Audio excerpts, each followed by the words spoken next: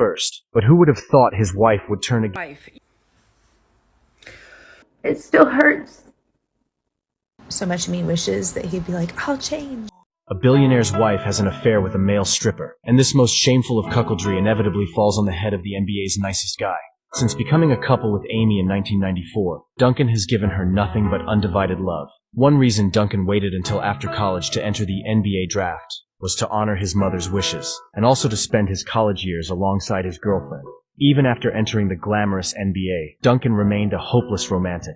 In 2000, the Orlando Magic tried everything to recruit Duncan. But because Coach Rivers prohibited players from bringing girlfriends on the team plane, Duncan chose to forego a 6-year, $68 million mega contract to stay with the more compassionate Spurs. A year later, Duncan and Amy officially got married. Amy didn't want to idle at home like other NBA wives. Duncan, supporting her, not only helped her return to her medical career, but also established a medical foundation and entrusted its management to Amy. Little did he know that this substantial fund would become the catalyst for their divorce. In 2012, Duncan suddenly realized something was off with his wife. Every time he came back from an away game and sought affection from his wife, she would make excuses to refuse. Initially, Duncan thought his wife was just tired, but as large amounts of money from the foundation started to go missing, he realized something was amiss.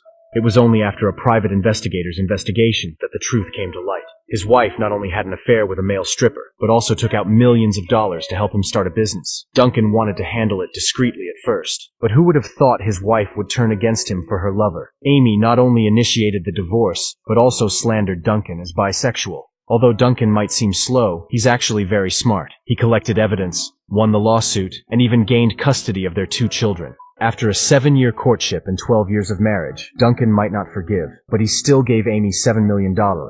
As a man, he has done more than enough, but the wicked often bring trouble upon themselves. After the divorce, Amy was duped by her lover into opening a gym. However, within 2 years, the gym went bankrupt and the lover left her. Amy ended up with nothing, both personally and financially. So he did. Literally everything for her, you name it, helping her in her medical career, forgoing a mega $68 million contract just to stay with her, help her launch her own foundation. And what did he got in return? Cheating, betrayal, accusations, and whatnot. This is why men need to be very, very careful when it comes to mate selection, because today's woman would divorce a guy over literally anything, and then regret it afterwards, as this woman does here. To do? You need to get your own life. You need to cleave away from your husband, cleave away from your children. You're not just the grandma. You're not just the wife. Well, I did it. Here I am on my new bed, my princess bed. And you know what? I felt free. I felt so excited for the first time in years. I don't know, things aren't going that great. I miss my family. I miss being a family. Maybe it's worth just staying miserable if you get your family. So first, she leaves everyone in her life behind for her own selfish gains, and then she is crying over the same people she herself left. Make it make sense. And if you think she is the only one, then watch this girl here. Here's this.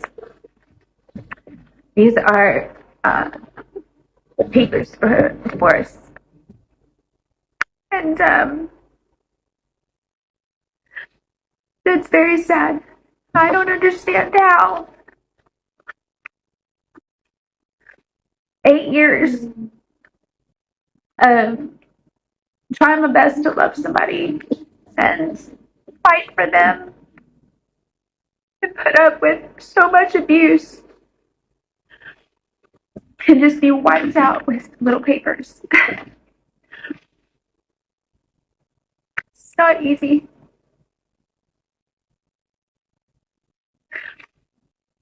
And as much as I know that this needs to happen, it still hurts. Because I never wanted this. I actually did love him. And I know how can you love somebody that does those things to you? I don't know. I don't know why. Maybe I see brokenness in people, and I know that we can all be better people and heal if we want to. I'm sad because this is the dreams that I had for us as a family and as husband and wife, and these little pieces of paper, little flimsy pieces of paper, can break and end something that's so strong in somebody's heart. And it's hard. I'll get through, but I'm sharing my journey with you guys, every part of it. Just so you know that you're not alone, and you guys make me feel not alone. So, here goes. No one is forcing you to file those pieces of paper. You willingly are making a life-altering decision, and you have to live with its consequences. And if you truly loved your husband, then you won't have been making this video and holding those papers. The truth is, you wanted to threaten him with divorce, so he would accept all of your needy demands. Watch this. So, day one after filing. And I feel so sad. I know I'm going to go through different emotions, but right now I feel sad.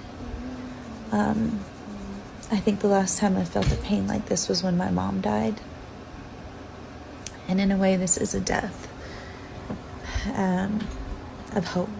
And I look around and I just want to scream. Like, I see the Christmas trees that I put up and all this beautiful home and all my dreams I had for us. I just want to scream. I just want to like run away. I don't want to see any of this. It hurts, you know? I don't want to see it. I know that this is going to be a process for me, ups and downs, and I'm sure, you know, y'all are probably like, Corey, smile, like get over it, you know, but this is my page to heal and to be brutally honest about every piece of this journey. So I barely slept last night. I've got a migraine. My heart's broken. And so much of me wishes that he'd be like, I'll change, I'll fix this, I love you, I'm sorry for all the things I said, you know, you never deserved it, I'll never say that again, I'll pay attention to you, I'll communicate with you, I'll lose my anger. It's not going to change. But I guess I'm somebody that will always have hope, because not always have hope. Until the divorce is done, I'll always have hope